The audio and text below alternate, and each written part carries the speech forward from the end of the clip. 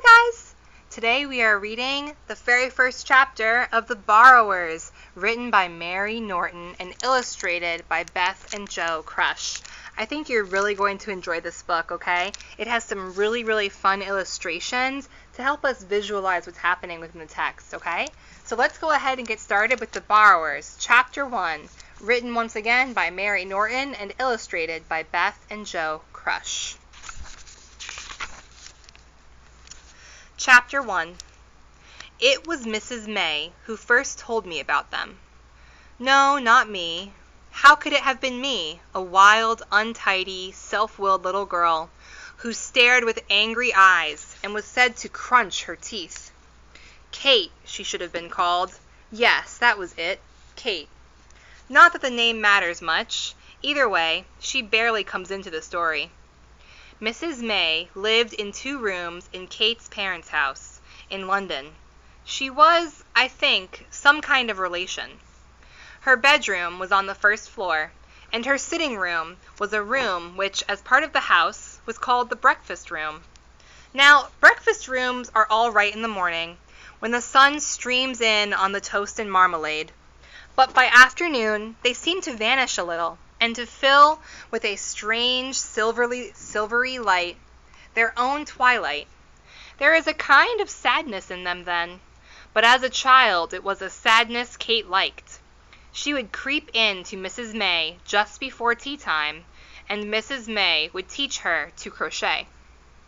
Mrs. May was old, her joints were stiff, and she was not strict exactly, but she had that inner certainty which does instead. Kate was never wild with Mrs. May, nor untidy, nor self-willed, and Mrs. May taught her many things besides crochet. How to wind wool into an egg-shaped ball, how to run and fell and plan a darn, how to tidy a drawer, and to lay like a blessing above the contents a sheet of rustling tissue against the dust. "Where's your work, child?" asked Mrs. May one day, when Kate sat hunched and silent upon the hassock. A hassock is kind of like a bench for a couch. "You mustn't sit there dreaming. Have you lost your tongue?" "No," said Kate, pulling at her shoe button. "I've lost the crochet hook." They were making a bed quilt, in woolen squares. There were still 30 to do. "I know where I put it," she went on hastily. "I put it on the bottom shelf of the bookcase, just beside my bed." "On the bottom shelf?" repeated Mrs. May, her own needle flicking steadily in the firelight. "Near the floor?" "Yes," said Kate, "but I looked on the floor, under the rug, everywhere. The wool was still there, though, just where I'd left it." "Oh dear!" exclaimed Mrs. May lightly. "Don't say they're in this house, too." "The what are?" asked Kate. "The borrowers," said Mrs. May, and in the half-light she seemed to smile. Kate stared a little fearfully. "Are there such things?" she asked after a moment. "As what?" "As people, other people living in a house who borrow things?" Mrs. May laid down her work. "What do you think?" she asked. "I don't know," Kate said, pulling hard at her shoe button. "There can't be. And yet," she raised her head, "and yet sometimes I think there must be." "Why do you think there must be?" asked Mrs. May. "Because of all the things that disappear. The safety pins, for instance. Factories go on making safety pins, and every day people go on buying safety pins, and yet somehow there is never a safety pin just when you want one. Where are they all? Now at this minute, where do they go? Where do they go to?" Now, for those who aren't sure, a safety pin looks like this. Okay, that's a safety pin. "Take needles," she went on. "All the needles my mother ever bought. There must be hundreds.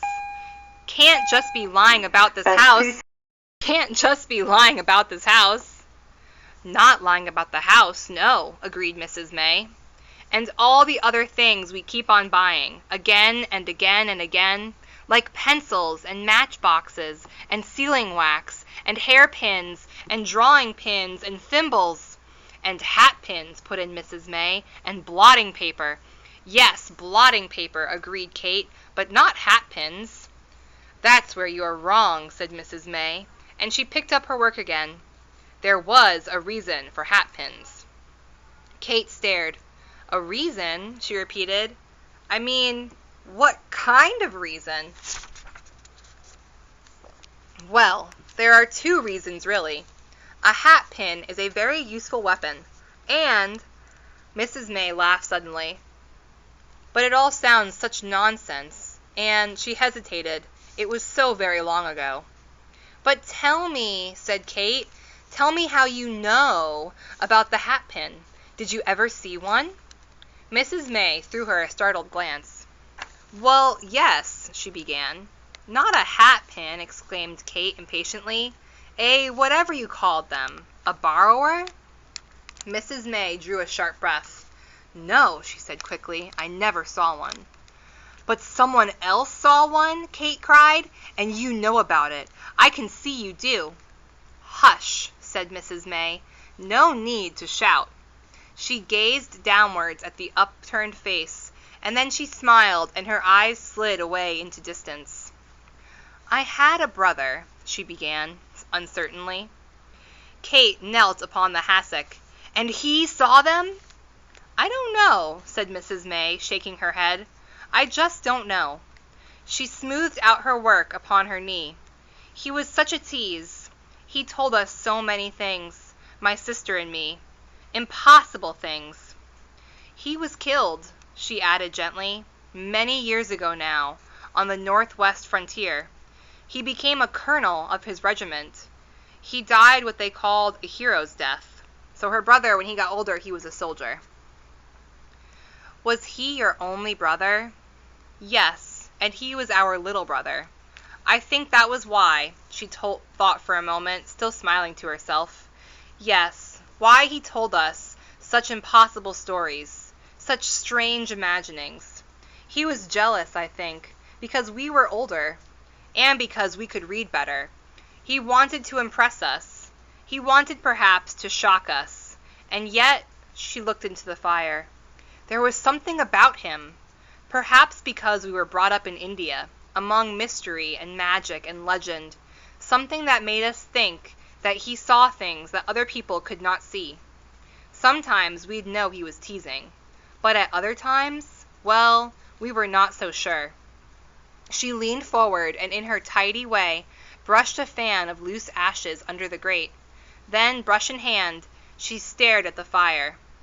He wasn't a very strong little boy. The first time he came home from India, he got rheumatic fever. That's a kind of sickness. He missed a whole term at school and was sent away to the country to get over it, to the house of a great aunt. Later, I went there myself. It was a strange old house.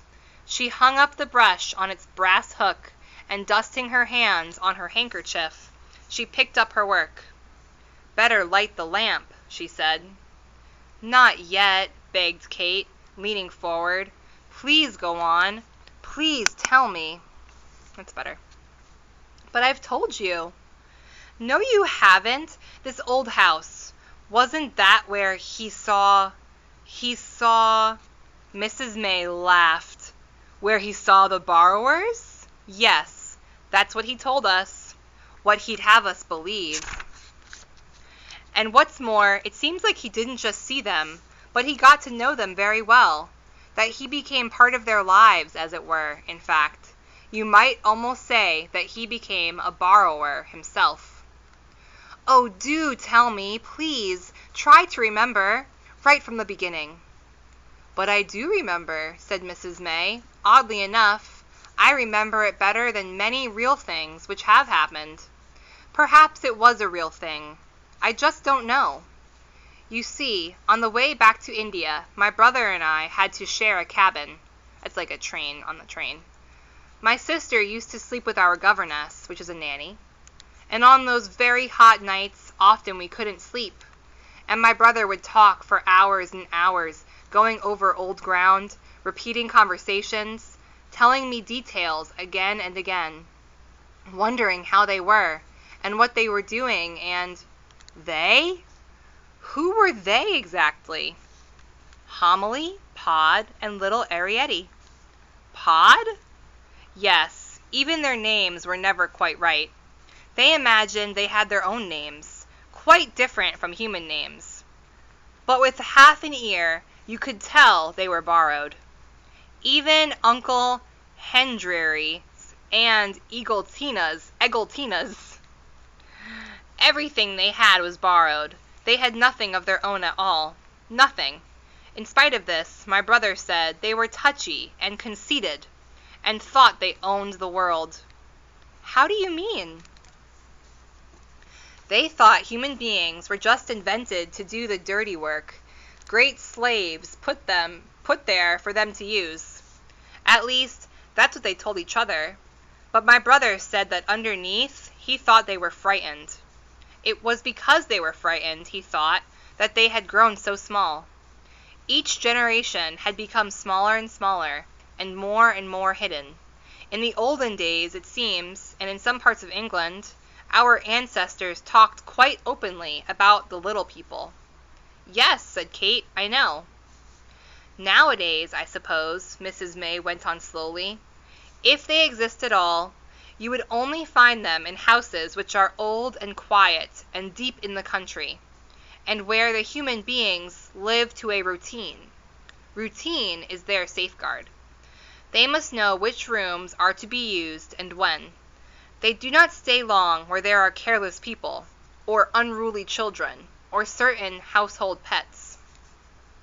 This particular old house, of course, was ideal, although, as far as some of them were concerned, a trifle cold and empty. Great Aunt Sophie was bedridden through a hunting accident some 20 years before, and as for other human beings, there was only Mrs. Driver the cook, Crampfurl the gardener, and at rare intervals an odd housemaid or such. My brother, too, when he went there after rheumatic fever, had to spend long hours in bed, and for those first weeks, it seems the borrowers did not know of his existence.